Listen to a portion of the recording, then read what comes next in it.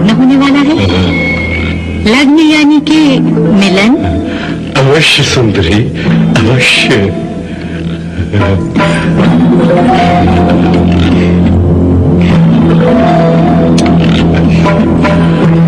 आओ चले। कहाँ सुंदरी? आज तुम्हारी और मेरी सुहागरात है ना, हमारे मिलन की रात। फूलों के सेज पर नहीं चलोगी? क्यों नहीं सुंदरी, क्यों नहीं?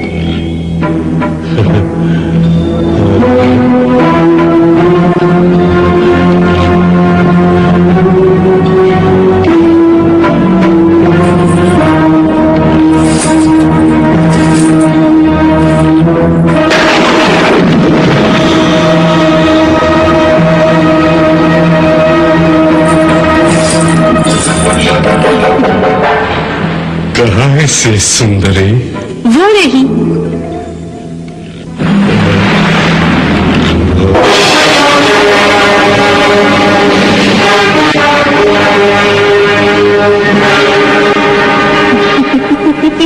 ये क्या सुंदरी, तुम मेरा अपहास कर रही हो?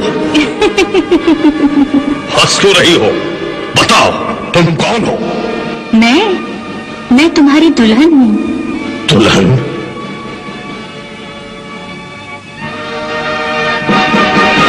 पर ये कैसी सेज है? ये तो अर्थी है, अर्थी। हाँ प्रीतम, जब मृत्यु से विवाह करोगे तो अर्थी ही सेज बनेगी ना। मृत्यु से विवाह? हाँ, तुम अब भी नहीं समझे। मैं मृत्यु हूँ शमरासुर, मैं मृत्यु हूँ। मृत्यु? इतनी सुंदर? फिर भी तुम मुझसे भाग रहे हो। आओ मेरे पास आओ, मैं तुम्हें सेज पर लिटा दूं। नहीं, नहीं।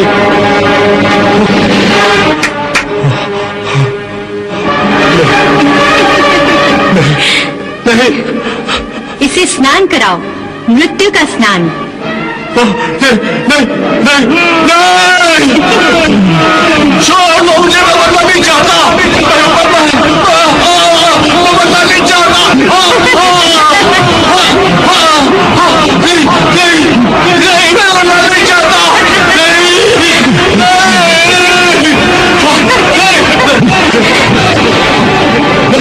शंबरासुर को कोई नहीं मार सकता। शंबरासुर अमर है, शंबरासुर अमर है।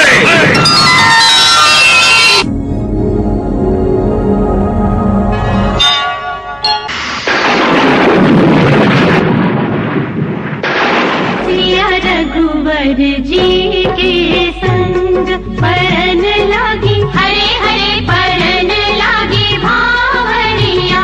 मेरा ये वरदान कहता है, अयोध्या का राज मेरे पुत्र भरत को मिले, राम को नहीं। और दूसरा वरदान, राम को 14 वर्ष के लिए वनवास। हरि अनंत हरि कथा अनंता, कहीं सुनहि बहुविधि सब संता।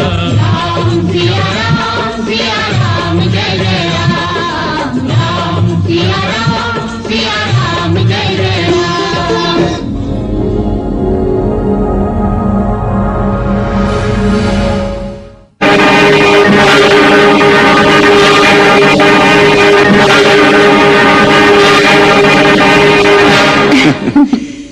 शंबरासुर की दशा देख ली आपने देवी? इतनी सारी घटनाएं घटने के बाद भी वो अमृत की कल्पना से भ्रमित है। चीख चीख कर अपने झूठे भ्रम को वो सच साबित करना चाहता है कि वो अमर है। परंतु चीखने चिल्लाने से सत्य बदल तो नहीं जाएगा ना भगवान? सत्य क्या है देवी? इस पृथ्वीलोक का अंतिम सत्य है मृत्यु। परंतु शंबरासुर मृत्यु जैसे सत्य को स्वीकार क्यों नहीं कर रहा है? क्योंकि वो अपने आप को अमर समझ रहा है। परंतु पृथ्वीलोक पर केवल 2 ही चीजें अमर हैं। वो कौन सी प्रभु? एक मृत्यु और दूसरी? मनुष्य की कीर्ति। बाकी सब नाशवान है देवी।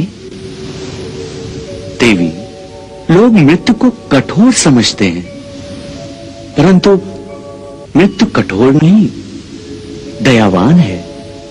अपने आगमन की सूचना और संकेत मृत्यु हर प्राणी को देती है। मृत्यु की इस पूर्व सूचना का उद्देश्य क्या होता है भगवान?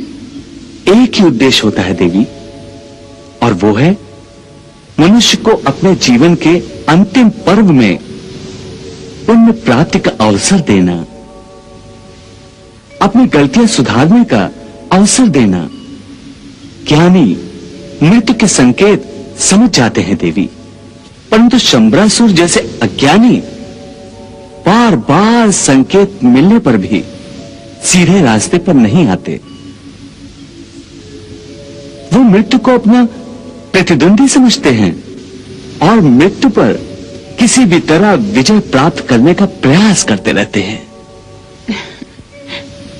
शंबरासुर भी यही सोच रहा है, परंतु मृत्यु पर शंबरासुर की विजय कदापि संभव नहीं है।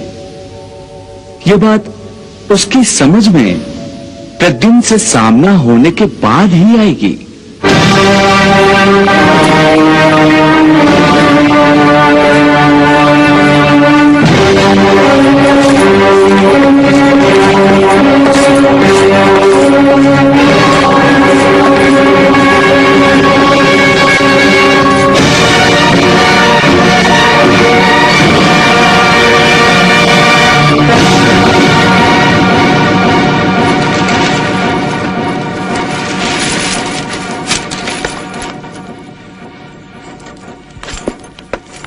हे असुरेश्वर, राजपुत्र सिंह केतु को गौरवास्पद वीर मरण प्राप्त हुआ है।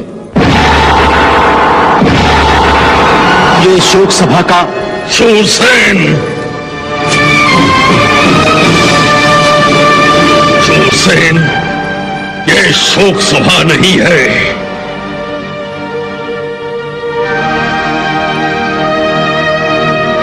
मैंने ये सभा अपने पुत्र की मृत्यु पर शोक मनाने के लिए नहीं बुलाई है। शंबरासुर इतना दुर्बल नहीं है और नहीं इतना मूर्ख है कि शत्रु जब द्वार पर खड़ा हो शंबरासुर अपने पुत्र की मृत्यु का शोक मनाता फिरे।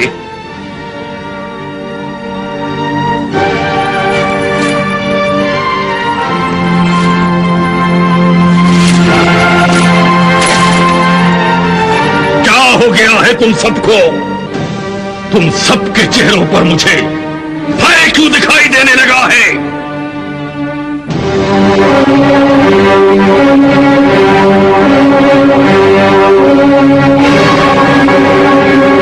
तुम्हारी झुकी हुई गर्दनें तुम्हारे टूटे हुए मनोबल का प्रतीक बन गई है। तुम सबको देखकर ऐसा लगता है जैसे ये शंबरासुर के सैनिक नहीं, गीदड़ों का समूह है जो शेर की एक दहाड़ सुनकर भाग खड़ा होगा। क्षमा करें असुरेश्वर, ये तो केवल राजकुमार के शोक में झुके हैं। राजकुमार सिंह केतु की मृत्यु तो केवल निमित्त है, बहाना मात्र है। मैं तुम सभी के मुखमंडल पर भय को स्पष्ट रूप से पढ़ सकता हूं। यदि तुम सब भयग्रस्त न होते तो शोक व्यक्त करने के बजाय युद्ध के बारे में बात करते, आक्रमण के बारे में सोचते, प्रद्युम्न का वध करने की शपथ लेते और मेरे सम्मुख यूं मुंह लटकाकर बैठे न होते।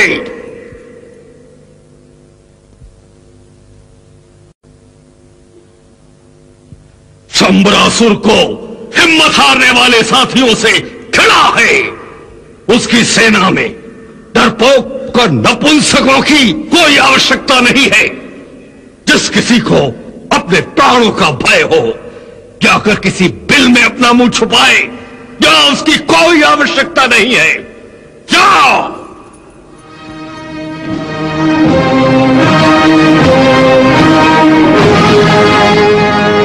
प्रद्युम्न को तो मैं अकेला ही किसी चींटी की भांति पैरों तले कुचल डालूंगा। वाले कृष्ण के पुत्र से अकेला ही युद्ध करने जा रहा हूं।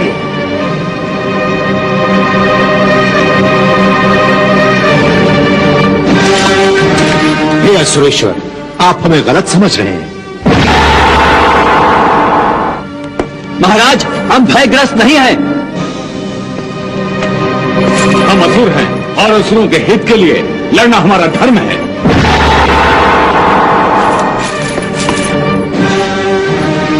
पिताश्री, आपकी सेना वीरों और शूरवीरों से भरी पड़ी है। इसी सेना ने देवताओं पर भी विजय प्राप्त करके गौरव प्राप्त किया है।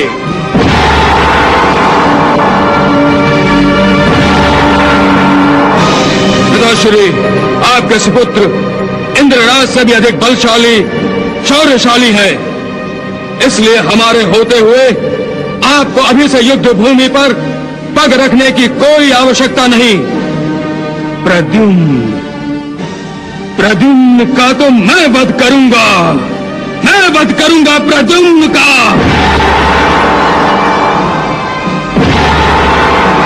यदि आप आज्ञा दे तो मैं सिंहनाद और केतुमाली को अपने साथ ले जाऊंगा।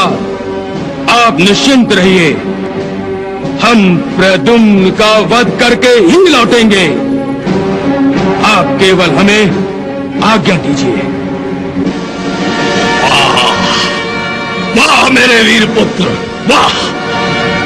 इस साहस का प्रदर्शन करके तुमने मेरे विश्वास की डूबती नैया को फिर सहारा दिया है। वाह!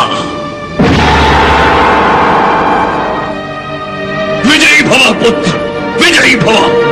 युवराज कुंभकेतु की, युवराज कुंभकेतु की, युवराज कुंभकेतु की, युवराज कुंभकेतु की, युवराज कुंभकेतु की, युवराज कुंभकेतु की, युवराज कुंभकेतु की, युवराज कुंभकेतु की।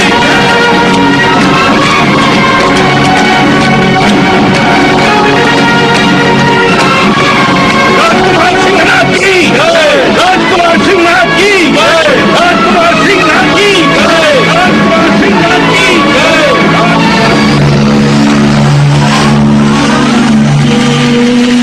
चामुंडा विजयी, ओम ह्रीं क्लीं चामुंडा विजयी।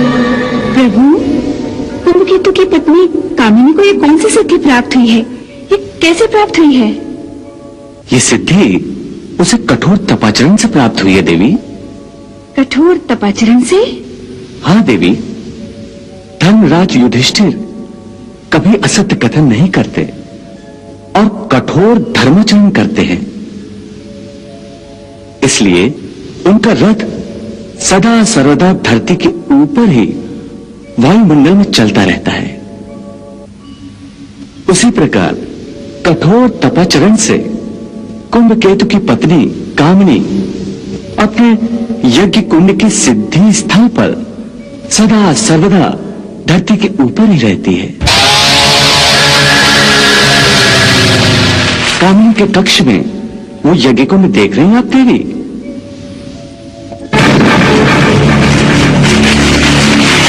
उस यज्ञ कुंड का निर्माण भी कामिनी के कठोर तपाचरण से हुआ है। इस कठोर तपाचरण का दूसरा नाम है उसकी पतिभक्ति। पतिभक्ति? हाँ देवी, कामिनी ने कुंभकेतु की हर प्रकार से सुरक्षा के उद्देश्य से उस यज्ञ कुंड का निर्माण किया है। कुंभकेतु भी प्रतिदिन इस यज्ञ कुंड की पूजा करता है देवी। कामिनी जब ऐसे 100 यज्ञ कुंड का निर्माण कर लेगी तब कुंभकेतु पूर्ण रूप से सुरक्षित हो जाएगा, फिर उसे मारना असंभव हो जाएगा। अर्थात ये सब कामिनी की तपस्या का प्रभाव है? हाँ देवी, कामिनी ने स्वयं यम देवता से अपने पति के प्राणों की रक्षा के लिए यह वरदान प्राप्त किया है कि जब तक कामिनी के कक्ष के यज्ञ कुंड की अग्नि से शोलों की लपटें निकलती रहेंगी तब तक कुंभकेतु का वध कोई नहीं कर सकता।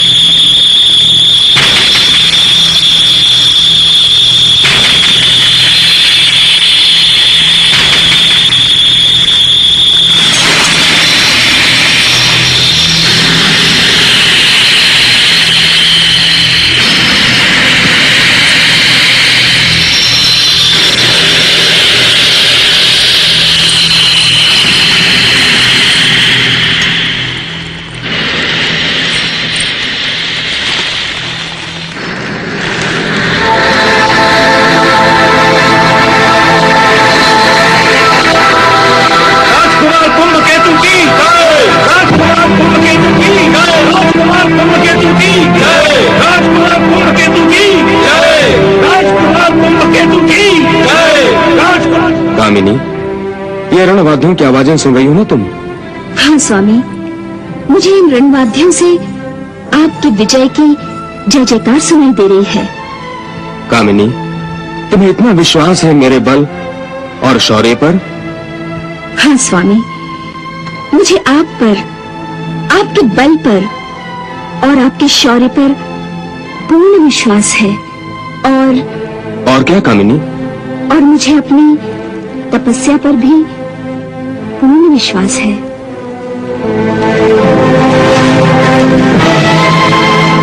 कामिनी, तुम्हारी तपस्या पर मुझे तुमसे अधिक विश्वास है। मैं युद्ध भूमि में अपने अस्त्रों और अपने शौर्य से अधिक तुम्हारी तपस्या पर विश्वास करता हूँ। ये मेरा सौभाग्य है कि आप ऐसा समझते हैं, परंतु मुझे इस बात का खेद है कि मैं रणभूमि में आपके कांधे से कांधा मिलाकर नहीं लड़ सकती। परंतु इस कमी को मेरी तपस्या पूरा कर देती है, जो आपके प्राणों की सुरक्षा का कारण और साधन बन जाती है। ये सत्य तो सारा असुर समाज जानता है कि हमारे असुरेश्वर ने आदि माता पार्वती की तपस्या से निर्मित अस्त्र प्राप्त किया है, परंतु मैं तो तुम्हारी तपस्या के कारण अमर बन गया हूँ। अमर बन गया हूँ मैं। कामिनी, ये सत्य मैं केवल तुम्हें ही नहीं, संसार को भी चिल्ला चिल्ला कर कह सकता हूँ कि तुमने अग्नि देवता की निरंतर और लगातार तपस्या करके उन्हें प्रसन्न किया है। ये यज्ञ कुंड 99 यज्ञ कुंड है। ये यज्ञ कुंड जो तुमने अपनी तपस्या से निर्माण किया है, जब तक इस यज्ञ कुंड से अग्नि की लपटें उठती रहेंगी, तब तक मेरी जीवन की ज्योति भी इसी तरह जलती रहेगी।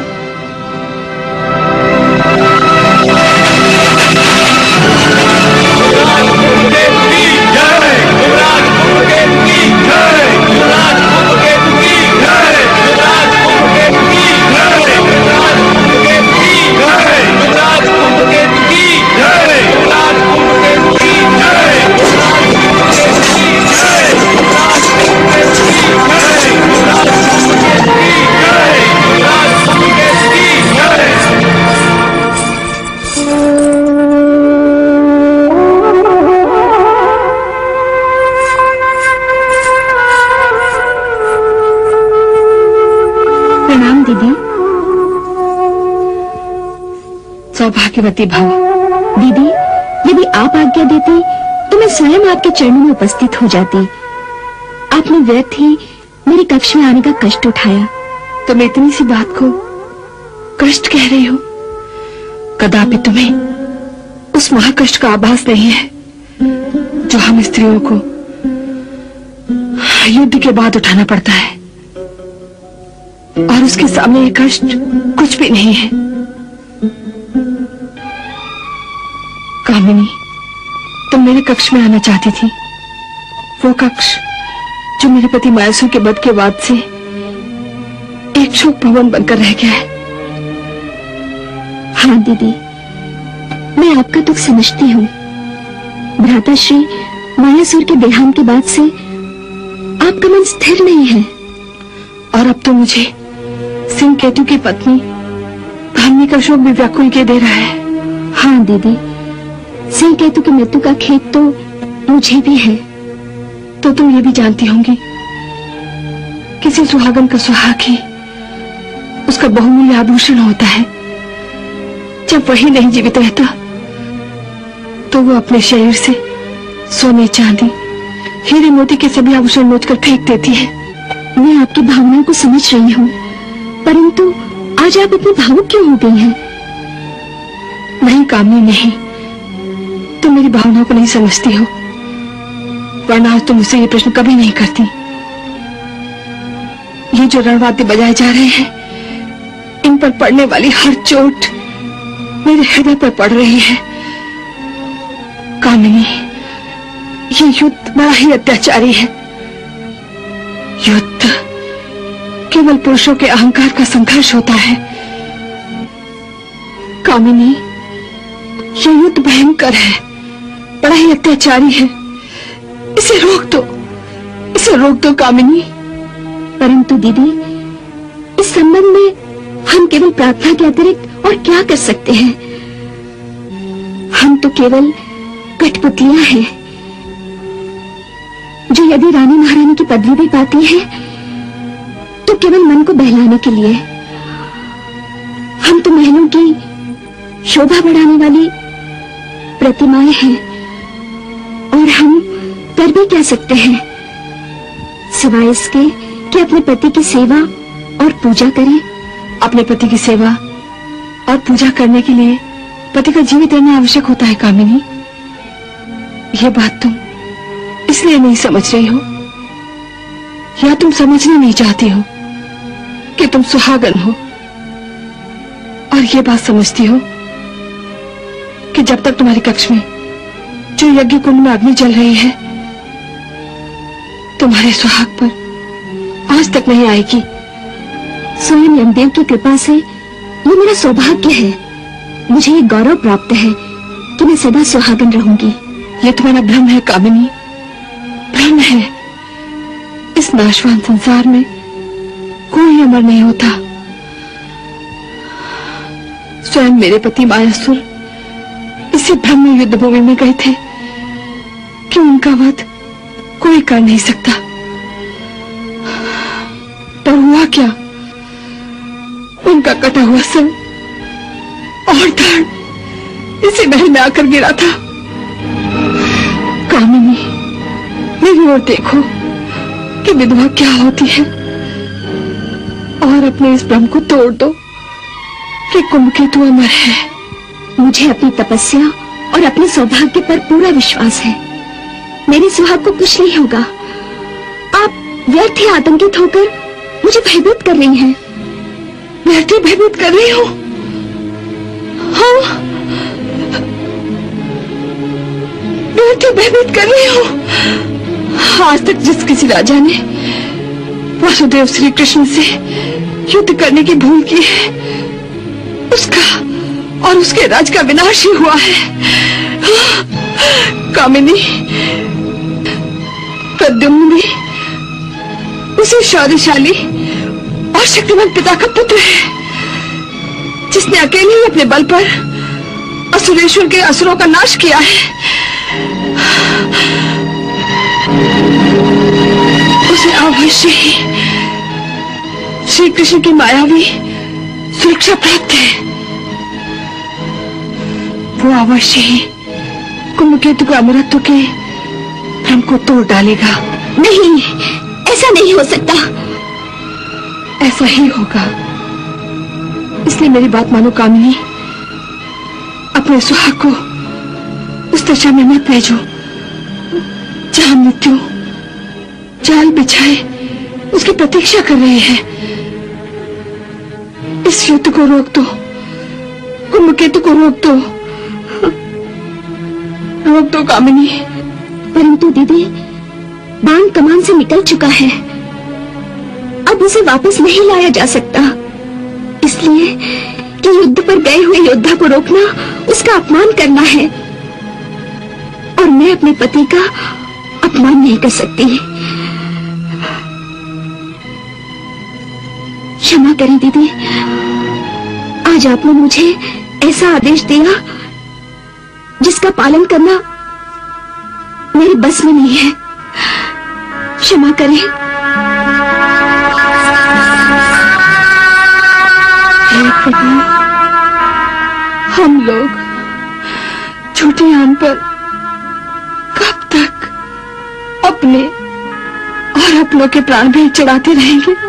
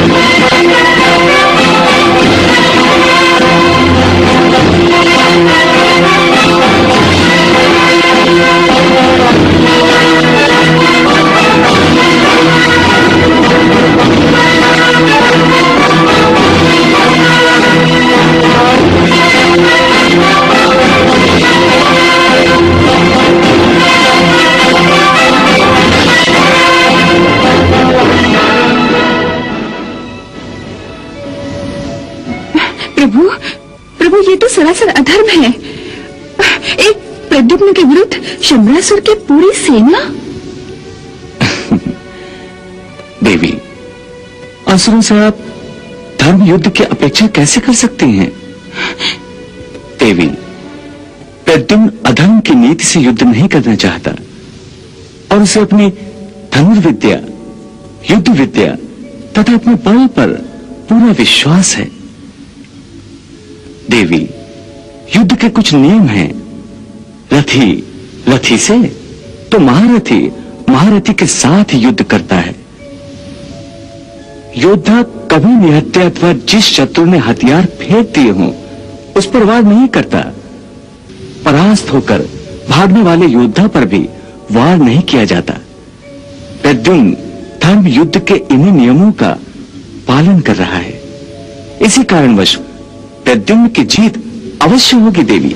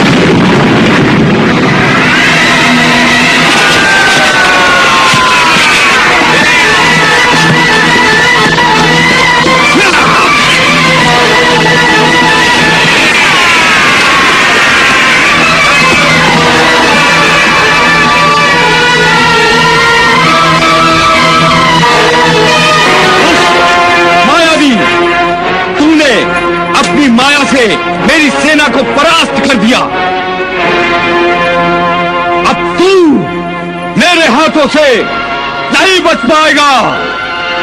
अच्छा, तो संभाल अपने आप को।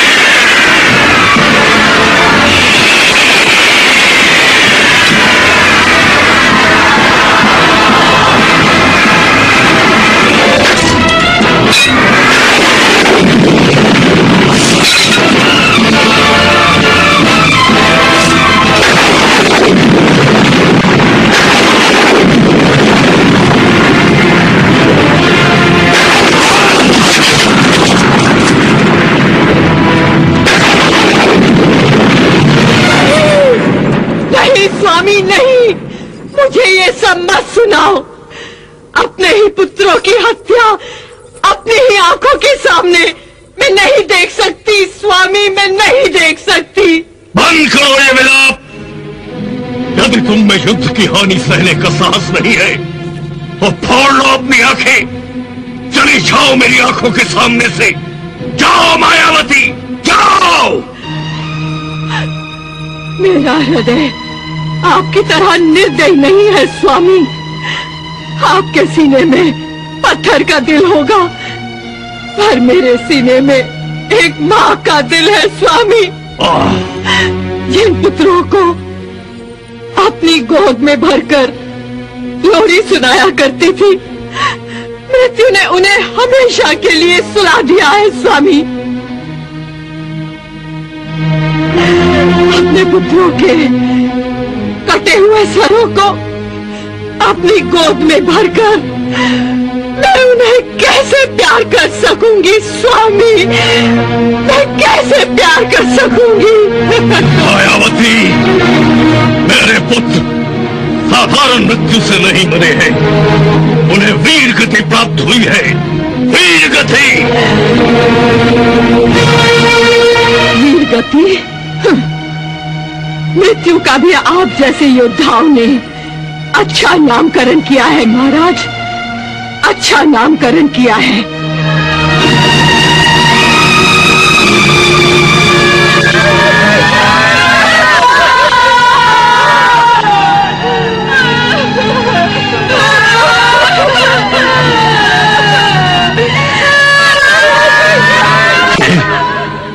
रोने की आवाज। ये विलाप ध्वनि हमारी वधुओं की है। जिस तरह मेरी गोद उजड़ गई है, उसी तरह उनकी मांगे भी उजड़ गई है स्वामी। उनका सुहाग लुट चुका है।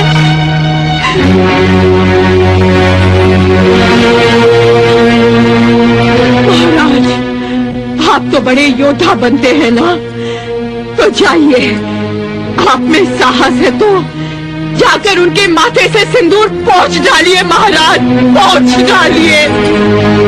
मायावती, युद्ध में हार जीत तो होती ही रहती है। हार जीत? स्वामी, इसे हार नहीं बल्कि विनाश कहते हैं, विनाश। और ये विनाश केवल आपकी महत्वाकांक्षा के कारण हुआ है स्वामी। न आप त्रिलोकपति बनने का सपना देखते, न ये विनाश होता स्वामी, न ये विनाश होता। इस सारे विनाश का कारण केवल आप है स्वामी, केवल आप ही है। नहीं मायावती, नहीं, ये सर्वनाश मैं नहीं, केवल एक योद्धा कर रहा है, केवल एक योद्धा। मेरे 100 राजपुत्रों, मेरे सेना नायकों और मेरी प्रबल सेना का सामना केवल एक योद्धा कर रहा है, और मैं उसे परास्त नहीं कर पा रहा हूं। परंतु अब मैं उसे अवश्य परास्त करूंगा, अवश्य परास्त करूंगा।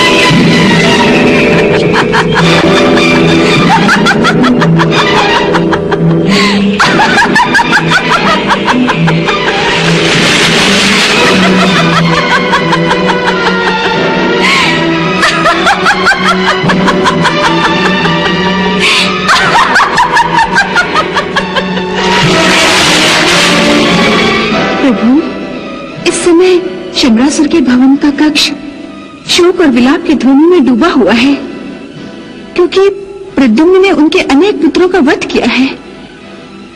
परंतु इस समय कामिनी अपने कक्ष में पागलों की भांति हंस रही है। क्या आपको इसका व्यवहार विचित्र नहीं लग रहा? देवी, इस द्वापर युग में कामिनी का अपनों के दुखों के बीच यूं अकेले में अपने कक्ष में खुश होकर हंसना विचित्र अवश्य लग रहा है। परंतु कामिनी का यह विचित्र व्यवहार भविष्य के कलयुग का दर्पण है। कलयुग का दर्पण? हाँ देवी, कलयुग की सबसे बड़ी विडंबना यह होगी कि मनुष्य अपने छोटे से स्वार्थ के लिए दूसरों के बड़े बड़े हितों को भेंट चढ़ाने में संकोच नहीं करेगा। परंतु प्रद्युम्न ने जिनका वध किया है वो तो कामिनी के अपने देवर थे, उसके पति के भाई थे। फिर दूसरों के हित को भेंट चढ़ाने का प्रश्न कहाँ उठता है? देवी, कलयुग में भाई भी भाई का नहीं होगा, और तो और संतान भी अपने माता पिता की नहीं होगी। मनुष्य केवल अपने और अपने बेटों बच्चों के घेरे में सीमित हो जाएगा, बाकी सब उसके लिए पराये हो जाएंगे। अर्थात अपने भी पराये हो जाएंगे? हाँ, और कलयुग का यही दर्पण कामनी दिखा रही है। इस समय वो इसलिए खुश नहीं हो रही है कि उसके शत्रु का संहार हुआ है। उसे अपने देवरों की मृत्यु की खुशी नहीं है। कामनी की खुशी का कारण यह है कि उसके कक्ष में उसके 99 यज्ञ कुंडों में अग्नि की लपटें अब भी उठ रही हैं।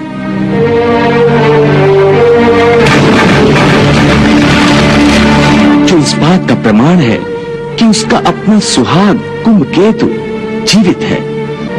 अपने इस खुशी में वो अपनों के ही दुखों को भूलकर अपने कक्ष में हंस रही है।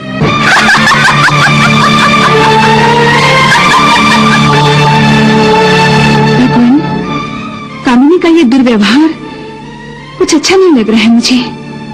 देवी, अब ये तो कुछ भी नहीं है। कलयुग में मनुष्य की विचारधारा इससे भी गिरी हुई होगी। मनुष्य दूसरों के दुख में अपना सुख ढूंढेगा, अपने परिवार का पेट पालने के लिए दूसरों की हत्या करने में भी उसे कोई ग्लानि, कोई पश्चाताप नहीं होगा। दूसरों के रक्त में सनी हुई रोटी वो स्वयं भी खाएगा और अपनी संतान को भी खिलाएगा। भगवान, कलयुग के मानव का इतना भयानक चित्र मत दिखाइए मुझे। मानवता के इस दुर्भाग्य की मैं तो कल्पना भी नहीं कर सकती। कलयुग की कल्पना छोड़ो, द्वापर युग के इस कामनी को आप स्वयं अपनी आंखों से देख रही हैं। वो अपने स्वार्थ में ये भूल गई है, स्वार्थ प्रवृत्ति के कारण उसका पुण्य शून्य होने जा रहा है।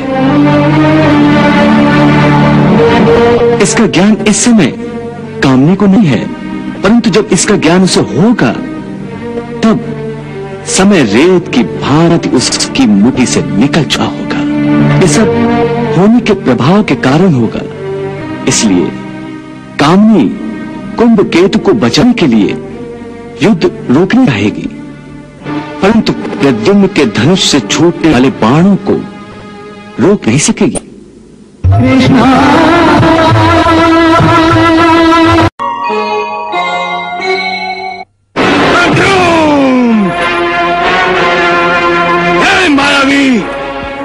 मेरे भ्राताओं का वध किया है, मैं इसका बदला लूंगा, अवश्य लूंगा। हाँ।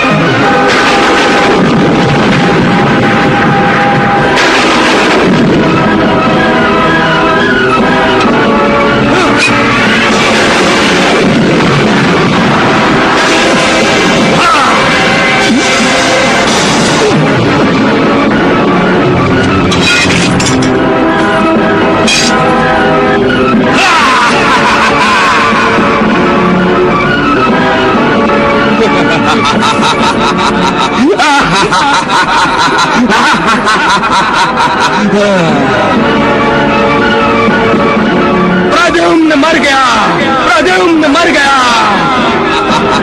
मैंने उसे नष्ट कर दिया। असुरेश्वर युवराज कुंभकेतु ने अपने शौर्य का प्रदर्शन करते हुए प्रद्युम्न का वध कर दिया है।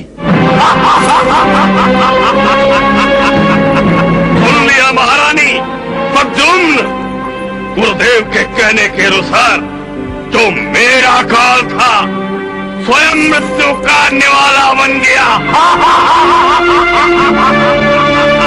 कहते हैं वो मेरी मृत्यु है, शंबरासुर की मृत्यु।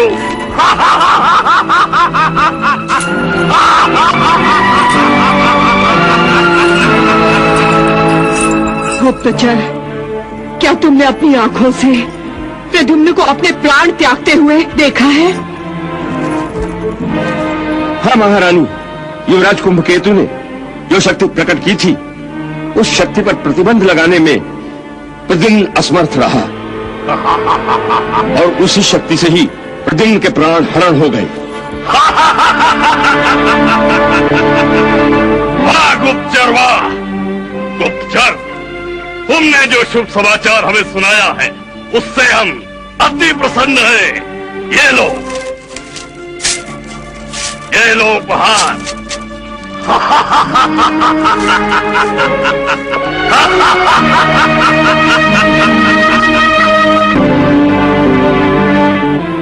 स्वामी, न जाने क्यों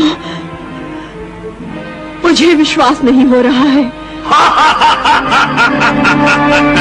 मायावती, तुम प्रद्युम्न की माया के प्रभाव में आकर अकारण ही भयभीत हो रही हो और कारण ही मुझ पर और मेरे परम प्रतापी पुत्र कुंभकेतु पर अविश्वास कर रही हो। क्यों? नहीं, नहीं स्वामी, नहीं। परंतु मुझे अपने आप पर और अपने शौर्यशाली पुत्र पर पूर्ण विश्वास है मायावती। हमारा पुत्र देवताओं को भी परास्त करने की क्षमता रखता है। पर तुम तो केवल काले कृष्ण का पुत्र था। प्रद्युम्न मर गया मायावती, प्रद्युम्न मर गया। मायावती, मैं तुम्हें अपनी माया से रणभूमि का दर्शन करवा सकता हूँ, देखना चाहोगी?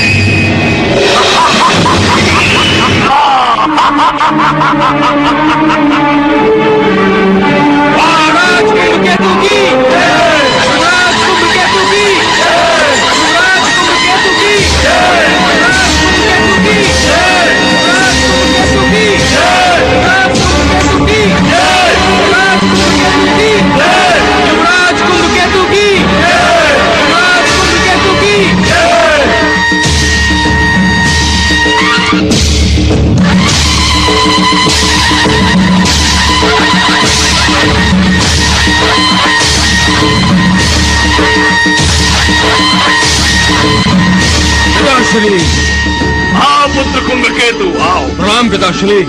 विजयी भाव, विजयी भाव। प्रणाम माताश्री। आयुष्मान भव पुत्र।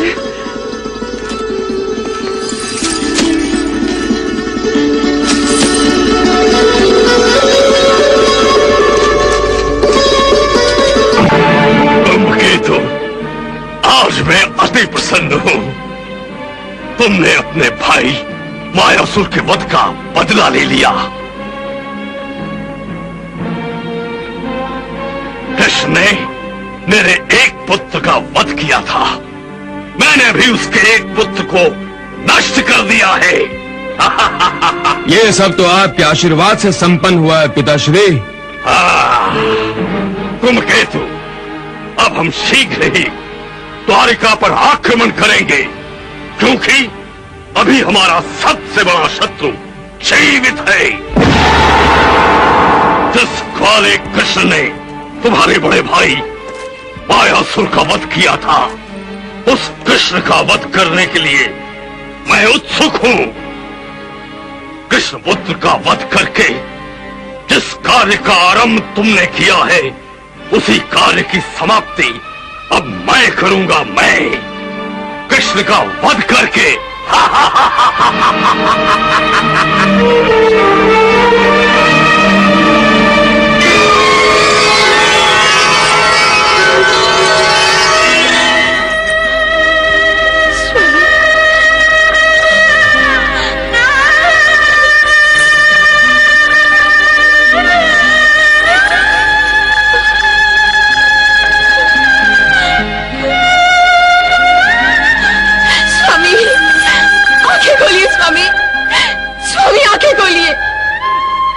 आंखें खोलिए स्वामी, स्वामी आंखें खोलिए, स्वामी, स्वामी आंखें खोलिए, स्वामी, स्वामी आंखें खोलिए, स्वामी मैं रहती हूँ, स्वामी मैं रहती हूँ। एक बार, केवल एक बार आंखें खोलकर मेरी ओर देखिए स्वामी, स्वामी आंखें खोलिए, स्वामी, स्वामी,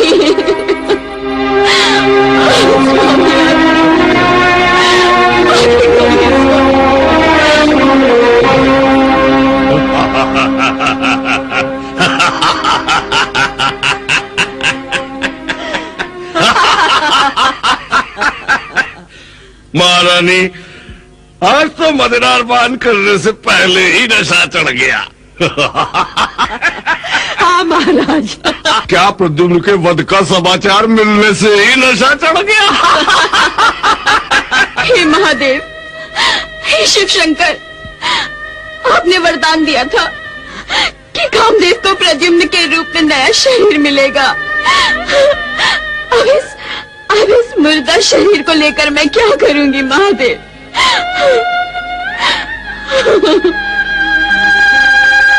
हे महादेव, बताइए, बताइए आपने मुझे ऐसा झूठा वचन क्यों दिया था? क्यों दिया था? क्यों दिया था?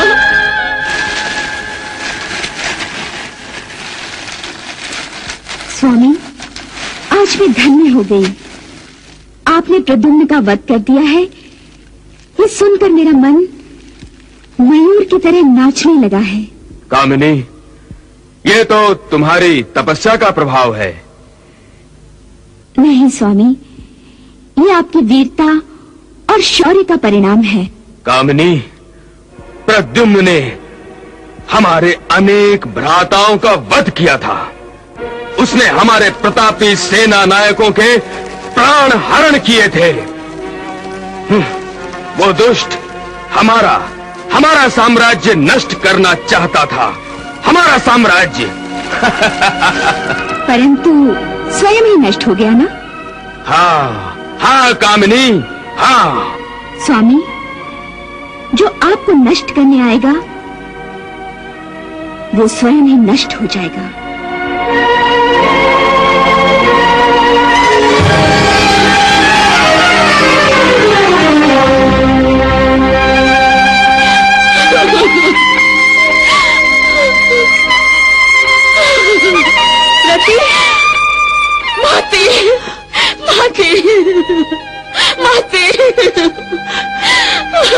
देवी रति, ये क्या हो गया? माते, ये कैसे हो गया? माते, मुझ पर अन्याय हो गया है माते, मुझ पर अन्याय हो गया है। देखिए, ये देखिए, कुंभकेतु की दिव्य शक्ति ने प्रद्युम्न के प्राण हर लिए हैं माते। प्राण हर लिए? नहीं, मेरे प्रद्युम्न को संसार की कोई शक्ति मार नहीं सकती।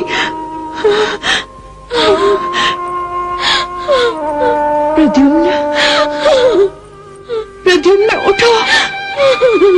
प्रद्युम्न, तुम्हारी माता तुम्हें बुला रही है। प्रद्युम्न उठो। अरे, इतना शिष्टाचार भी भूल गए कि माता के आने पर पुत्र खड़ा हो जाता है।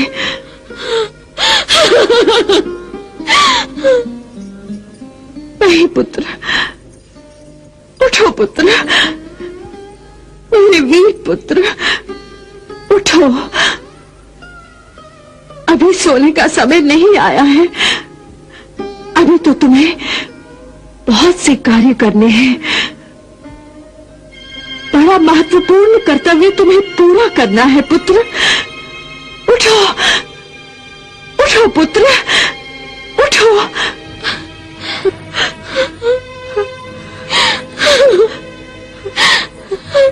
यही संदेशा देकर आपने नारद को मेरे पास भेजा था कि इन्हें अब त्रिलोक का कल्याण करना है।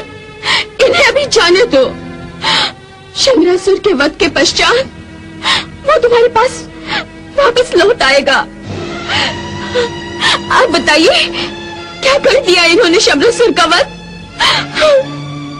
अब लौटा दीजिए मुझे मेरा प्रद्युम्न को, लौटा दीजिए। नारद ने भी मुझे धोखा दिया, आपने भी मुझे धोखा दिया कि आपकी मायावी शक्ति से अब प्रद्युम्न अजय हो गया है। अब कहाँ गई आपकी विद्या? कहाँ गई मायावी शक्ति? स्वयं भगवान शंकर ने भी मुझे झूठा आश्वासन दे दिया। अब तीनों लोक में कौन सुनेगा मेरी पुकार? मेरे साथ किए गए अन्याय को कौन मिटाएगा? अब दिखाइए अपनी मायावी शक्ति का चमत्कार, दिखाइए चमत्कार।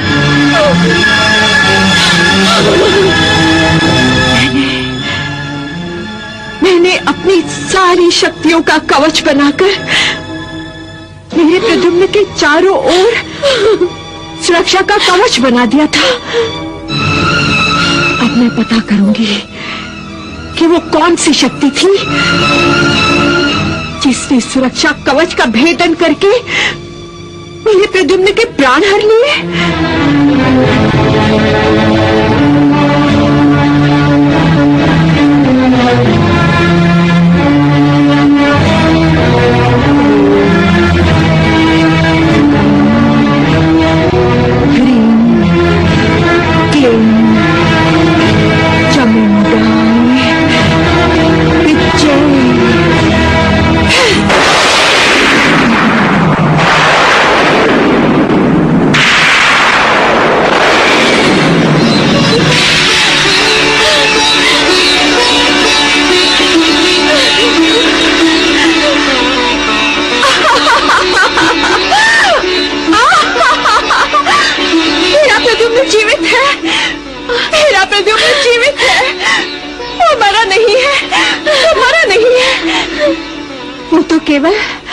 केवल अचेत था।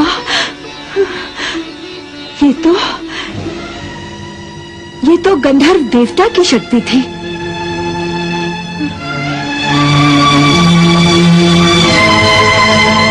हे गंधर्व देवता, हे नाग देवता, हे यक्ष देवता, प्रकट हो देवता, प्रकट हो।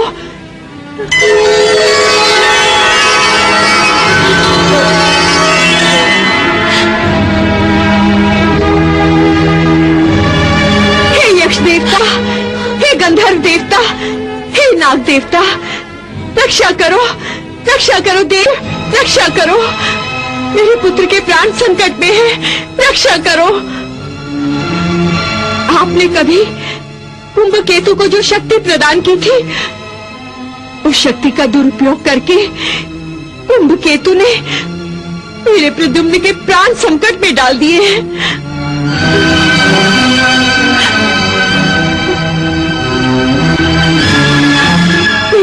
रक्षा का कवच ज्यादा समय तक उस शक्ति के प्रहार को नहीं रोक पाएगा। आप अपनी शक्ति के प्रभाव को निष्फल कीजिए प्रभु, अपना वचन निभाइए। मेरे प्रद्युम्न की रक्षा कीजिए, मेरे प्रद्युम्न की रक्षा कीजिए प्रभु, अपना वचन निभाइए प्रभु, अपना वचन निभाइए। भानुमति, तुम बिल्कुल चिंता न करो। तीनों लोगों के कल्याण के हेतु प्रद्युम्न का जीवित रहना आवश्यक है, इसलिए हम अपनी शक्ति के प्रभाव को विफल कर देंगे।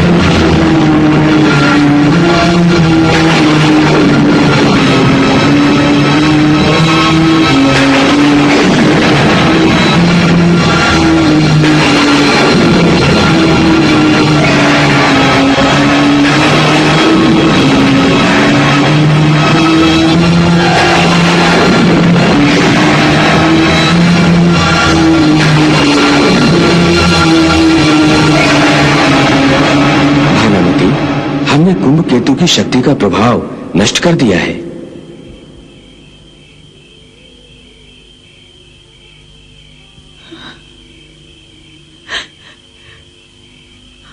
उठो प्रद्युम्न, उठो।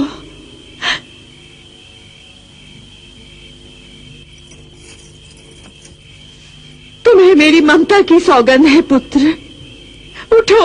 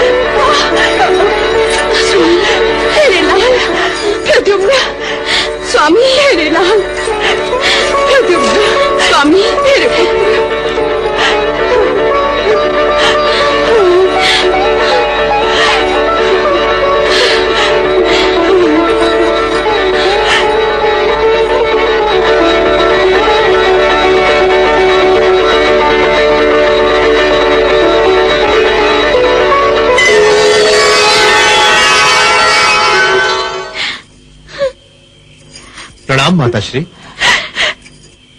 आयुष्मान भव पुत्र, आयुष्मान भव।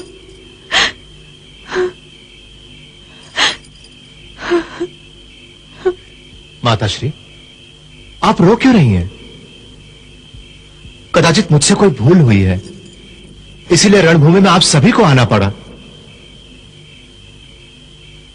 मुझे क्षमा कर दीजिए माताश्री, मेरे पास कुंभकेतु की उस शक्ति का कोई उत्तर नहीं था, परंतु अब मुझसे ऐसी भूल नहीं होगी माताश्री। हम सबकी तुमसे यही अपेक्षा है पुत्र, यही अपेक्षा है।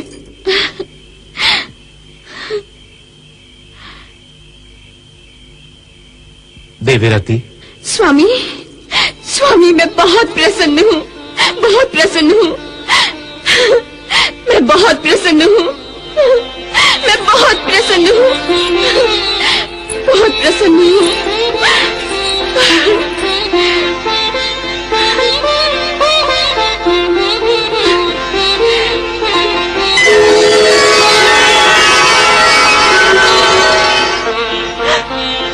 आयुष्मान भव पुत्र, आयुष्मान भव।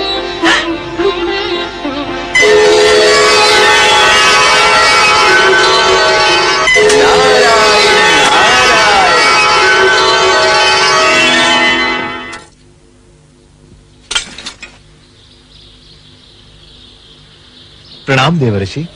विजयी भव। देवर्षि, आप जैसे महान तपस्वियों के आशीर्वाद से मैं इस युद्ध में सहज विजय प्राप्त कर लूंगा। अवश्य प्रद्युम्न, अवश्य विजय तुम्हारी ही होगी, परंतु ये विजय इतनी सहज नहीं है। परंतु क्यों देवर्षि? तुमने देखा नहीं, तुम्हारे अस्त्रों और शस्त्रों का कुंभ केतु पर कोई प्रभाव नहीं पड़ रहा था। इन अचूक हथियारों के वार से भी कुंभ केतु के शरीर पर कोई खरोंच तक नहीं आई है। हाँ देवर्षि, युद्ध भूमि पर मुझे यूं लग रहा था मानो उस पर अस्त्रों और शस्त्रों की नहीं, फूलों की वर्षा हो रही हो। नारायण नारायण, फिर भी तुम सहज विजय प्राप्त करने की बात करते हो। तो आप ही बताइए मुनिवर, उस दुष्ट को मैं कैसे नष्ट करूं? प्रद्युम्न, जब तक तुम कुंभ केतु के कक्ष में जलने वाले उस यज्ञ कुंड की अग्नि को बुझा नहीं दोगे, तब तक तुम कुंभ केतु का वध नहीं कर सकोगे। और जब तक कुंभ केतु जीवित है, शंबरासुर का वध असंभव है। नारायण नारायण। मैं कुछ समझा नहीं देवर्षि, कुंभ केतु के वध से उस यज्ञ कुंड का क्या संबंध है? कुंभ केतु की पत्नी कामिनी को साक्षात यम देवता से यह वरदान प्राप्त हुआ है कि जब तक यज्ञ कुंड में अग्नि जलती रहेगी, कोई भी कुंभ केतु का वध नहीं कर सकेगा। नारायण नारायण। इसका अर्थ तो यह हुआ कि कुंभ केतु से युद्ध करने से पहले मुझे उस यज्ञ कुंड और उसकी अग्नि को नष्ट करना होगा। नारायण नारायण।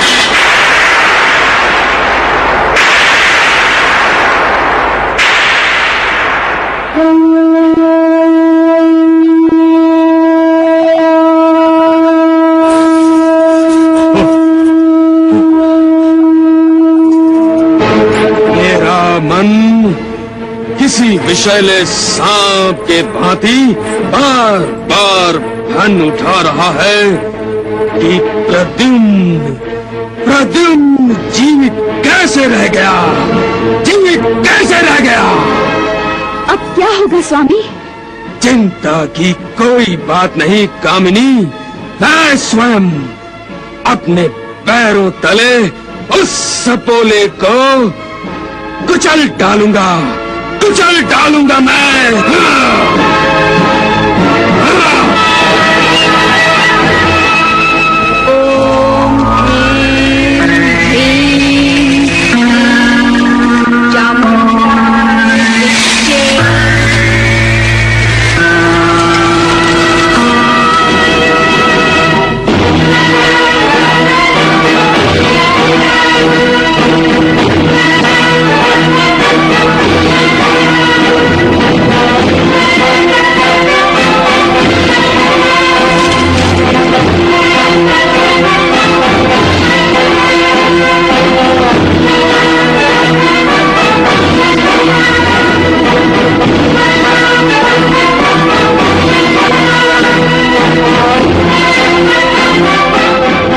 कुंभकेतु, यूं चकित होकर मुझे क्या देख रहे हो?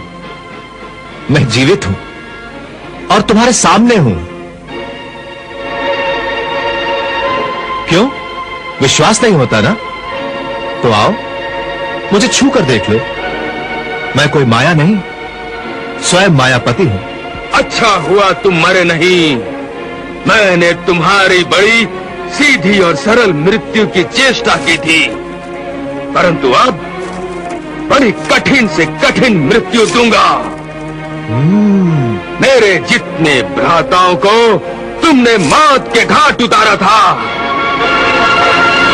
उन सब की मृत्यु पीड़ा तुम्हारी एक मृत्यु में भर दूंगा। मेरे हाथों तड़प तड़प कर मरोगे तुम। मूर्ख पिता के मूर्ख पुत्र, यदि केवल जिह्वा के कहने से किसी को मृत्यु आती तो यह सारा संसार मरघट बन जाता, कोई प्राणी जीवित ही नहीं रहता। हर कोई एक दूसरे की हत्या केवल सोच के बाणों से ही कर चुका होता। ठीक है, यदि मेरे ही किसी बाण पर तुम्हारा नाम लिखा है तो वो तुम्हारे ही हिस्से में आएगा। मैं भी तो देखूं तुम इसका स्वागत कैसे करते हो। अपने सीने से लगाते हो या अपने दिल में बिठाते हो?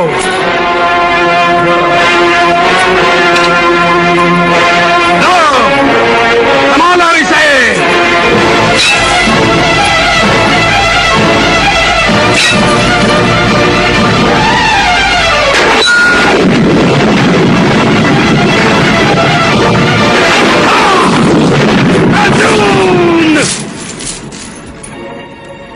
कुंभकेतु, अब तुम्हारे तुणीर में ऐसा कोई तीर नहीं है जो मेरे हृदय को चीर डाले।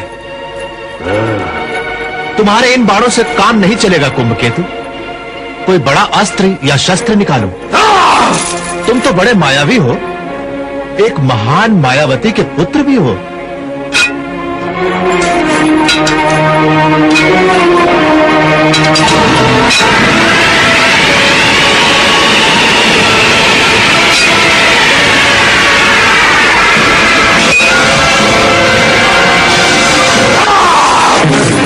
प्रभु, प्रद्युम्न की युद्ध नीति मेरी समझ में नहीं आई। देवऋषि ने उसे स्पष्ट शब्दों में समझा दिया था कि जब तक वो कामिनी के कक्ष के यज्ञ कुंड को नष्ट नहीं कर देता, तब तक वो कुंभकेतु का वध नहीं कर सकता। परंतु ये देखिए, वो तो कुंभकेतु के साथ युद्ध कर रहा है। वो कामिनी के यज्ञ कुंड को नष्ट करने का प्रयास क्यों नहीं कर रहा प्रभु? देवी, प्रद्युम्न ने योग्य नीति अपनाई है। वो कामनी के पुण्य के शून्य होने की प्रतीक्षा कर रहा है। परंतु कामिनी का पुण्य शून्य होगा कैसे? कामनी अपने पति की रक्षा के लिए इतनी उत्सुक है कि वो स्वयं अपने हाथों अपने पुण्य को नष्ट कर रही है। ओम ऐं ह्रीं क्लीं चामुंडाय विच्चे।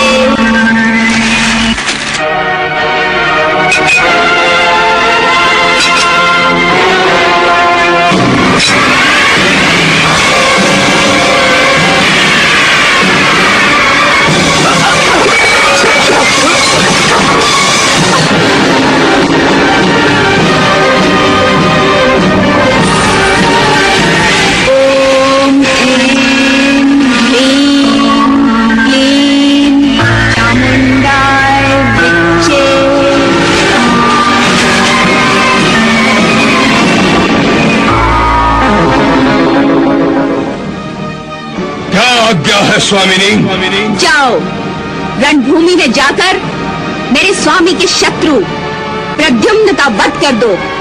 जो आज्ञा स्वामिनी।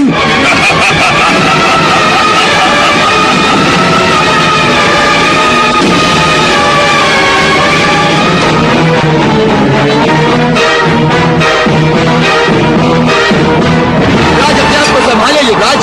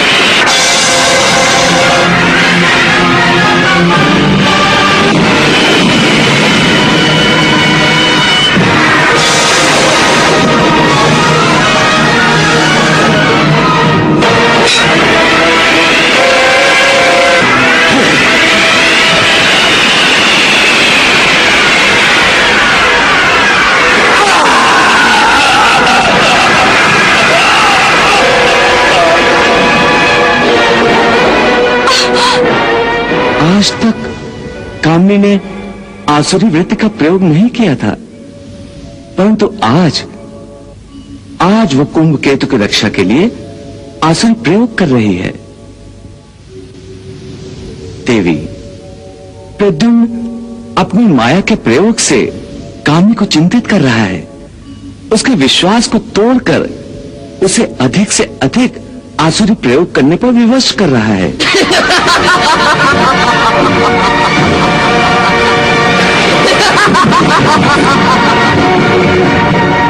क्या आज्ञा है स्वामिनी? कृत्या, शीघ्र जाओ और उस घमंडी प्रद्युम्न का विनाश कर दो। जो आज्ञा स्वामिनी।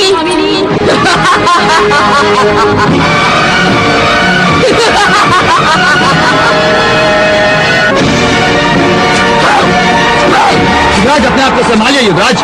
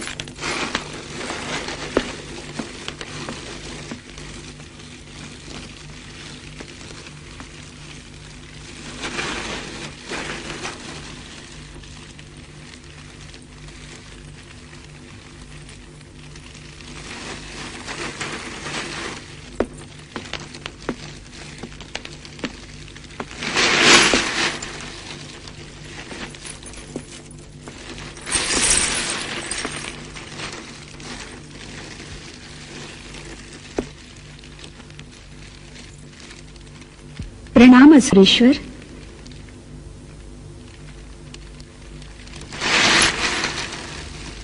क्या हुआ? क्या बताऊं पुत्रवधू, क्या बताऊं? बताइए ना, क्या हुआ है? कैसे बताऊं पुत्री? न मुझ में बताने का साहस है, न तुम में सुनने का साहस है। कैसे कहूं कि मैं तुम्हारा अपराधी हूं, मैं तुम्हारा अपराधी हूं। अपराधी? और मेरे? हाँ पुत्री, हाँ।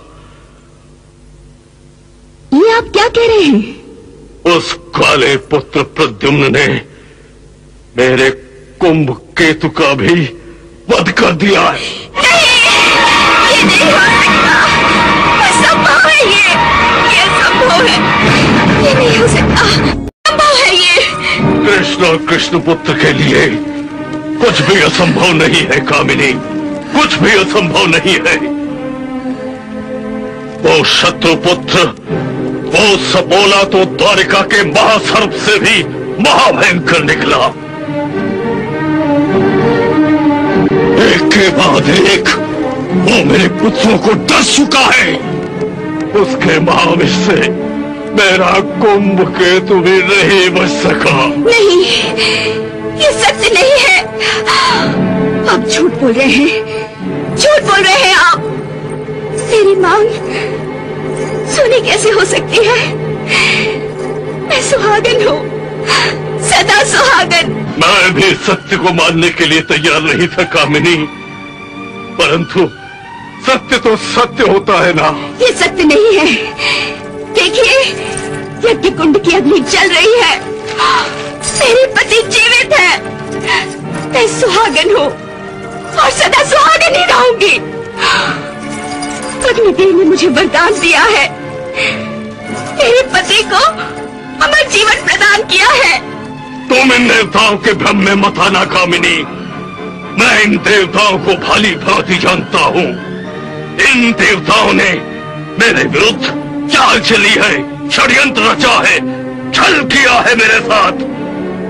प्रद्युम्न उन्हीं की चाल से बड़ा हुआ है। देवताओं का ये मेरे साथ छल है, कपट है। तुम इन देवताओं पर विश्वास मत रखो कामिनी, मत रखो विश्वास।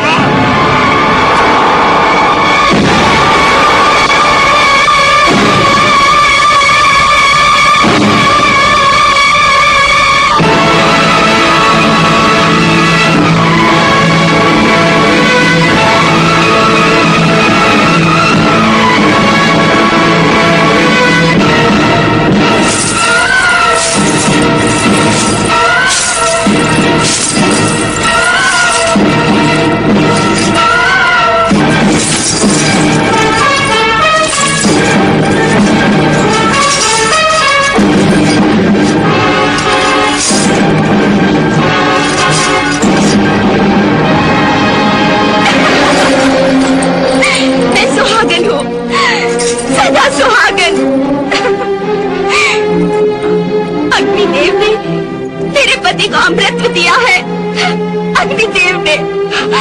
अग्निदेव, तुम्हारी आग की ये लपटें मेरे पति की चिता को भी जलाएंगी ना। फिर मैं तुम्हें